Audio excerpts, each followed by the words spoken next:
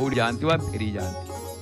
तेबे तांको कथा एक श्रेष्ठ कथा आपण माने देखिबे शंकर दर्शन रे अद्वैत अमृतवर्षिणी भगवती अष्टादश अध्यायिनी भारत रे महान दर्शन रे अनिर्वचनीय भावधारा को प्रथम भाष्य देवारे महान परिव्राजक जे संत शिरोमणि तांको उदात कंठना जहा को घोषुथिले समस्त मध्य एई उद्घोषक माने बड़ आनंद मुखर कहते शंकर शंकर साक्षात शंकर लोक शंकरम संकुशल करे यस्य सएव सर्व शंकरम।